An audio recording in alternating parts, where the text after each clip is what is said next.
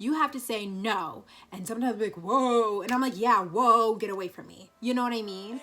I remember the sunshine, first time, cool breeze. Take a second to unwind, best times, truly. Hey you guys, welcome back to my channel. It's me, Janine. I'm really glad that you clicked on my video. So I wanted to make this video to kind of give you guys an idea of, number one, some of the places that I've been that I've really had a safe, comfortable, enjoyable time. And you know, being not only a woman, but a Black woman, sometimes places that you may go traveling, either alone or with a group, it may be uncomfortable sometimes. So I wanted to talk about places that I've traveled that are, you know, places that I felt really safe, comfortable, whether it be walking at night or being alone. And some countries that I would say that I felt a bit uncomfortable, but also I'm going to give you some tips at the end that can kind of help you in certain uncomfortable situations. You may also find that some of the countries that are on my safe and comfortable list are also on my uncomfortable situation list. That is not saying that don't go to this country, it's not good at all. I'm not saying that. What I'm saying is that you may find these situations uncomfortable, and this is just a heads up to prepare you for these situations. But no matter where you are, even if you're in your hometown, you may find yourself in an uncomfortable situation sometimes. And I think that the tips that I'll give you at the end are good for any situation and helpful for if you're ever in an uncomfortable situation. And this isn't applied only to women, this is applied to anyone who's uncomfortable. But as a Black woman, I just wanted to give my perspective. So let's start off with places that I've traveled as a Black woman where I felt really safe or comfortable. So I want to start off number one with Cuba. Yes, Cuba was one of my favorite vacations, one of my favorite destinations that I've been to, and it definitely made my safe and comfortable list of places to travel. So I went to Cuba in 2016. What made Cuba feel so safe to me is that native Cubans look very diverse. So there are Cubans that look like me. If I was walking down the street by myself, people really didn't think, oh, she's not Cuban. Also, if you aren't a Black person, you could still, you know, maybe pass as a Cuban. Not saying that passing as a native is like always what's gonna give you safety, but it felt nice to know that I wasn't looked at as a foreigner all the time. Another thing about Cuba is that there were always people around. People were just walking home, people minding their business, walking to the like city center to just like go listen to some music or something. And so when you're out and about walking, even if it's at night, I feel like there's like a sense of, there's always people. There's people sitting out on their balconies or sitting out front of their houses or their storefronts. Just, you know, people watching, talking, drinking some coffee or something. It just felt like this is just like a real neighborhood community.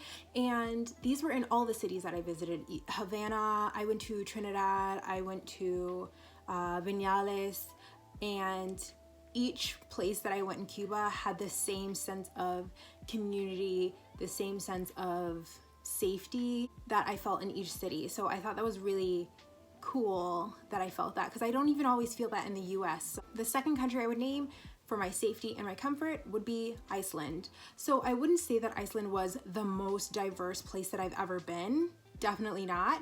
But when I was in Iceland, nobody bothered me. Nobody paid me any mind, even though they probably knew that I was a tourist. I was doing touristy things and going to touristy places. Nobody paid me one attention. And that's what I really like. I like to travel and be sort of inconspicuous. I was there June of 2019, and that is like the time when the sun goes down for maybe 3 hours and then it comes back up. There were really long daylight hours, so I went out for a midnight stroll and the sun was out. I might have a video so I can insert that in. But yeah, so that also gave me a sense of safety even at quote unquote night. So that was really nice that like you don't really get pretty much anywhere else in the world other than in that like region in like the far north of the globe. Even as a tourist, I did have to interact with a lot of people at my hostel. I went to go eat, obviously, at the stores. I was safe, sound, nobody bothered me, nobody really talked to me or interacted with me. I was only in Reykjavik for a couple of days, but it was still a pretty good trip and had no issues. The third place that I would like to mention is Morocco. Morocco was another one of my favorite destinations. I went to Morocco December of 2019, right before COVID really hit the scene. What made Morocco feel so safe to me is that they also had a really diverse community of people, and also the tourists were really diverse as well, and lots and lots and lots of people out and about at night, both native Moroccans and tourists. I went to a couple of cities and it was pretty much the same energy everywhere I went. When you're in Marrakesh and you're like in the main Medina Square area, lots of people, lots of food, lots of lights. It felt pretty safe to me. I felt safe walking around at night, and there were also times where we had to go catch a bus at an early hour in the morning, maybe 4 or 5 in the morning before the sun rose.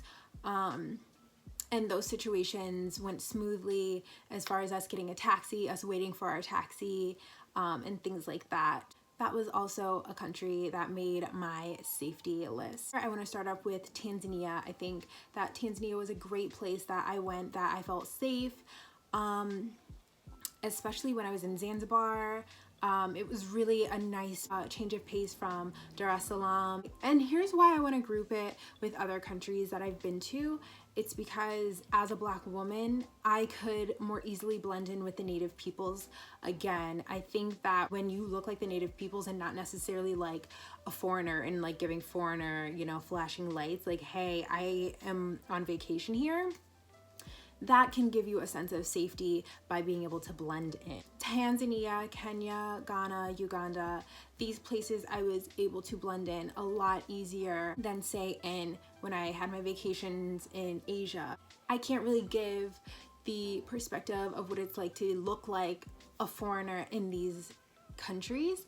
Obviously when I open my mouth, they like, oh, you're a foreigner, you have an accent, you aren't from here. And then there's a conversation of where are you from? But other than those interactions, there was really no issues in these countries. Lastly, on my safe and comfortable countries list, number 5 would be Thailand. I love Thailand, obviously has a warm spot in my heart because I lived there for a year. When I lived there, I remember I was 15, 16 years old living in this country, so I have a lot more experience existing in this country as not only a person who looks foreign, but as a person who lived in the communities amongst people, that shopped in the markets with everyone, that went to school and wore school uniforms. Throughout my year living in Thailand, there were times where I either fell asleep on the bus and I got a little bit lost and didn't know where I was, and you know, there's moments where you have to ask for directions. There was one time I just simply couldn't find the bus stop. It was nearing 10 p.m. The sun was down, and I had only been there for a couple of months, so I had very limited language, but I was able to ask someone. They were literally sitting in their living room, but the way that some of the houses are, they double as storefronts. So I like went up to them. They were like the nearest house that was open, and I asked them, where's the bus stop? And they gave me directions, and nobody bothered me. Walking around at night, I had no problems in Thailand, and I was able to travel alone even at the age of 16 within Thailand and had no problems. I would say that it's a relatively safe country, especially for solo travel. There are definitely going to be conversations or sometimes stares because, you know, you look different from the normal demographic of the nation's population, but you know, that kind of comes with the territory of travel. These situations can literally happen even in your own home state. I'm from Ohio. I feel like if I went to central Ohio where there is not a lot of Black people, I will definitely be getting stares if I'm in the local grocery stores or something, because they will be like, oh, she's not from around here, she's not from this neighborhood. Now we're gonna shift over to my countries of discomfort. And also I want to say again, I want to reiterate that these are not terrible countries. These aren't countries that I was like, don't go there. They're just situations that might make you uncomfortable or might make someone uncomfortable if they're not, you know, familiar with a situation like this. Or this is even to just give you a heads up of this is something that you might experience in this country, and just be prepared. None of these countries I felt like I was in danger or that my safety was being threatened. Like I never felt like completely unsafe where I needed to call the police or get help. My list is China. So I will preface it by saying that China was one of my best vacations. I had such a great time in China. So many great things culturally to see and to experience. I was actually traveling with a group that was doing a tour through China, which I preferred. So the uncomfortable moment is number one, stairs, number two, photos being taken.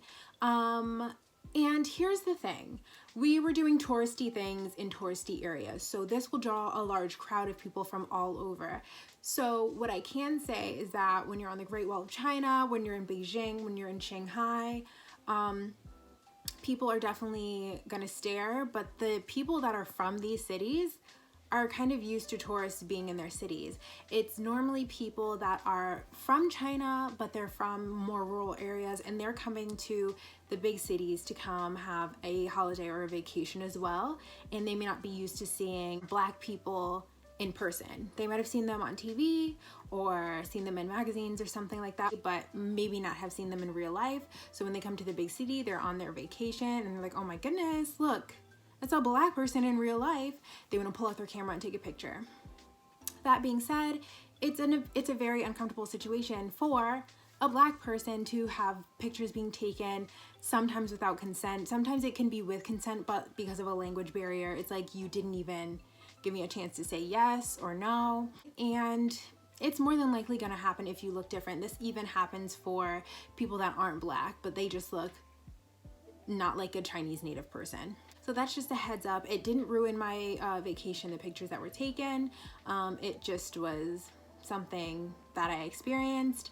And I will give some tips to deal with these types of situations as well, as best as you can. Number two on my uncomfortable moments in countries, it would be Ghana. So even though I may look like a Ghanaian person if I'm in country, not talking, minding my business, looking confident, like I know what I'm doing, if you go to certain touristy areas, that especially like a marketplace that sells souvenirs, most Ghanaian people aren't going to these places because what do they need a souvenir for? It's their home, it's their city.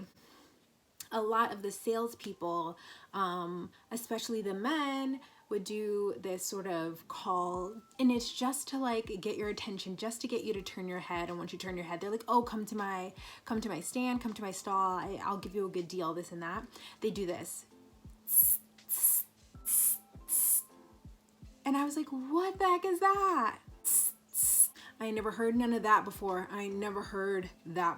It was never like I felt like I was in danger, like, oh my goodness, people are ing at me. It never was like that. Once I figured out what they were doing, I was like, ah ha ha, it's kind of funny. Well, they might want to try and like stop you and grab your attention. They understand if you just keep on walking, if you don't pay them any mind, they won't bother you anymore. Yeah, it's just like a sales tactic, but that's just what they do. Do they still do that? I don't know. I went to Ghana back in 2015, I believe. So things might have changed, but probably not. Number three on my uncomfortable moments list is Morocco. And I know you're thinking, wait, Morocco was literally on your safe and comfortable list. Yes, but there were situations that might make you uncomfortable, and I just want to give you guys a heads up about it. When I was in Morocco, same sort of situation that happens in Ghana is that they want people to come to their stalls and they want to get your attention. Like they will definitely talk to you from their stalls, and sometimes if you like look, or if you're even giving some attention to their stall, they might take that as, oh, they're probably interested, so I'm really gonna try and, you know, hunker down to try and get a sale. my mom and I were traveling together in Morocco, so there have been situations where the person will leave their stall and they'll like try and follow us a little bit just to, you know, keep talking to us, like, oh, where are you from? How do you like Morocco? Where are you going? Like just trying to start conversation so they can get a sale. These things may seem innocent on one hand, but on the other hand, it can be a little bit intimidating, especially if you aren't, you know, prepared for the situation, especially if this is like at night and you're walking in the Medina. But for the most part, if you just say no thank you, no thank you, they'll leave you alone, and just make sure you're sticking with it. And you know, you don't have to fold, you don't have to buy anything if you don't want to, so just keep that in mind. Another uncomfortable moment in Morocco is that I had my hair in twists. I'm gonna try and put a picture in here. This is what my hair looked like throughout my time in Morocco, and a lot of times people would say, oh, Jamaica, Jamaica, thinking that my hair being in twists were locks. And that was a kind of uncomfortable situation because it's like, no, these aren't locks, these are very much so twists. It was just awkward because I was like getting attention for my hair, and it was like they were trying to relate to me, but it was hit and miss. But what can you do? It was kind of funny in the end. Number 4 I would put on my uncomfortable moments would be Thailand. So since I lived in Thailand and I had the most experience living in Thailand, there were a lot of uncomfortable moments just because like life gives you uncomfortable moments, but a lot of these uncomfortable moments had to do with the fact that I was Black, I looked other, I looked foreign in these countries. There would be situations where I would be wearing my Thai school uniform because I was in school at the time. I'd be going home like everyone else, and I would be sitting at the bus stop waiting for my bus, and other buses would drive by, stop at the bus stop, and people on the bus would literally take their phones out, taking pictures of me out the window, and then the bus would drive off and there's just pictures out there of me in my school uniform sitting at a bus stop. So that's really uncomfortable and awkward, and to think that I was like 16 at the time, so that kind of was a culture shock for me first going there. But you know, number 1, I kind of got used to it because these are strangers. It's not like I can have conversations with people, but I definitely did things like I made sure I wasn't like showing my face if I felt uncomfortable. There were times that I even smiled for the pictures because I was like, at least I'll look cute for them, like, I guess. Not all these situations happen on the bus, but there were a lot of situations where I would get on the bus and people would just stare at me, and they'll just stare. Yeah, staring happens a lot. Staring happened in China as well. Other times there would be me sitting on the bus, and then say another Black person gets on the bus, then they're staring at both of us like, are they related? Somebody even asked like, is that your mom that got on the bus? And I'm like, we got on 2 different stops, we never interacted with each other, like, what makes you think that's my mom just because we're both Black people? I mean, it's kind of funny and thinking back on it, but like, that's not my mom. Don't know that woman, we'll never see this woman again. So just little things like that. Awkward, very awkward. And I think experiencing these situations at the age of 16 has definitely prepared me for travel as an adult, because like most of this stuff doesn't even faze me, and I have like a traveler's brain now, whereas before, like coming from an American situation, it can always be like triggering in a sense where these sort of things would be considered microaggressions in the sense of like, if you're looking at this situation happening in an American context with the racial historical background of America, the nuance is completely different. So my reaction is different to racial microaggressions, whereas situations that happen in some of these countries is rooted in sometimes ignorance, sometimes just cultural difference. So yeah, just keep that in mind when you're traveling.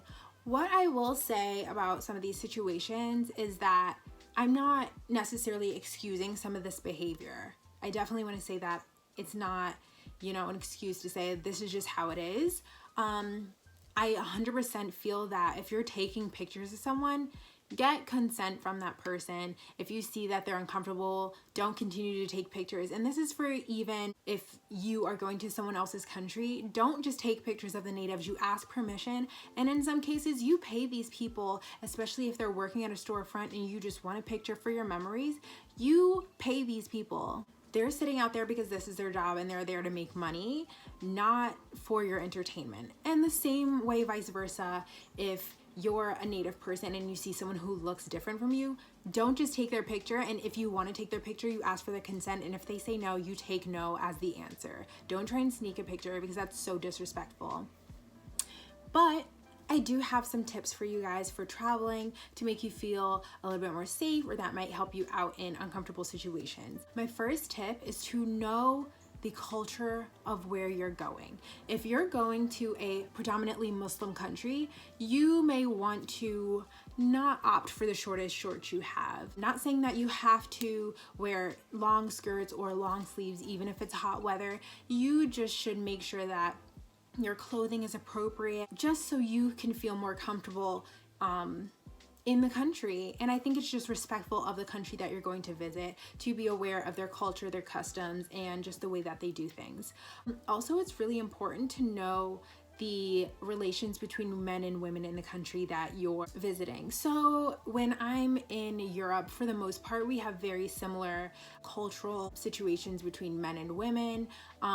It's okay for a man to interact with a woman and vice versa, without, any subcontext to the situation. Whereas in some other countries, it may be seen as inappropriate for a woman to, interact with a man that is not their husband or their partner. And I'm not talking about the vendor who's like the salesman at the little shop that you're buying from. You're allowed to interact with this person because this is their job. But we're talking about other things like, talking to someone casually, asking for advice or things like that. You may want to, opt for the woman, or depending on where your country is. So do your research on these things. Number two, if you're not a person who normally is assertive in certain situations, before you go traveling, I would practice saying no, stop, leave me alone. Like literally get a little bass in your voice, get a little power in your voice. I don't really have much bass in my voice, but you get a little power in your voice and you get that stern parent voice on. Because in some of these situations, if you smile and you laugh and you giggle, these can be signs of I'm okay with this situation. And I know no means no, but some of these situations, due to language barrier, due to cultural differences, you have to say no. And sometimes I'm like, whoa. And I'm like, yeah, whoa, get away from me. You know what I mean? So you have to be prepared to sometimes put a little,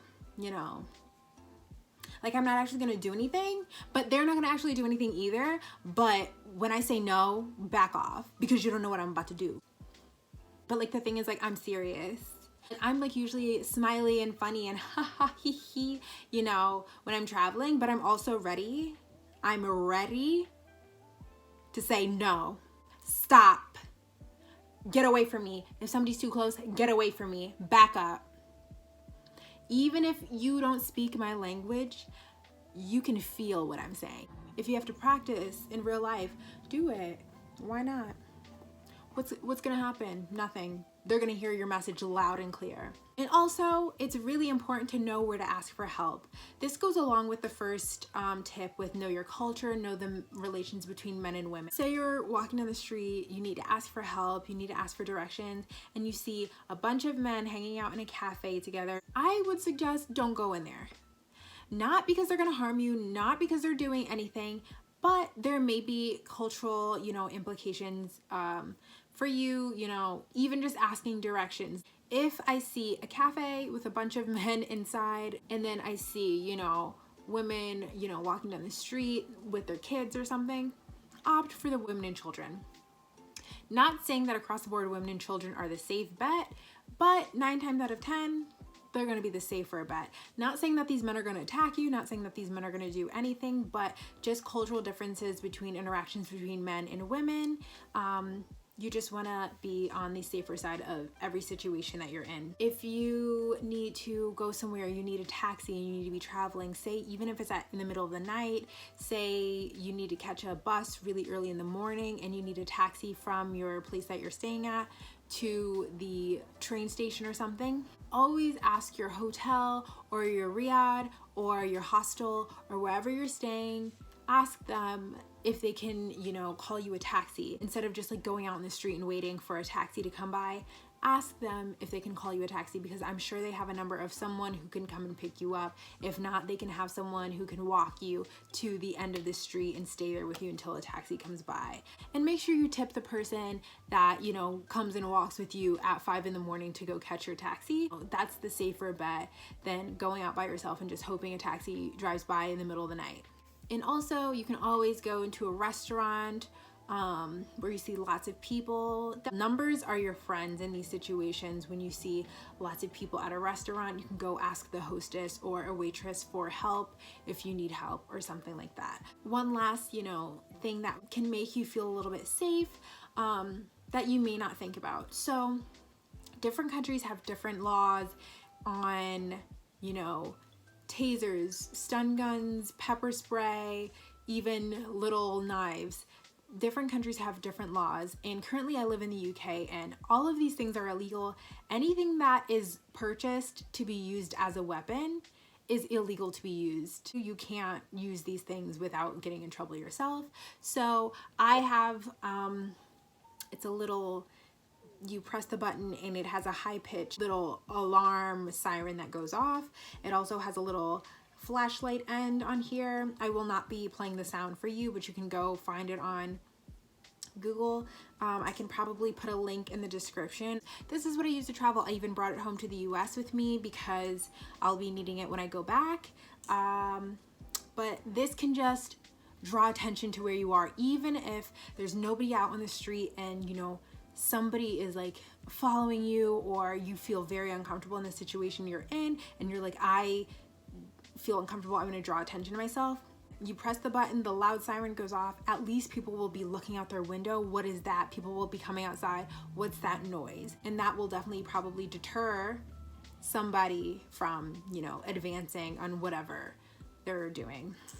But this is something that I keep with me wherever I go, and it can be used in pretty much any country because it's not a weapon, it's just a loud siren with a flashlight on it.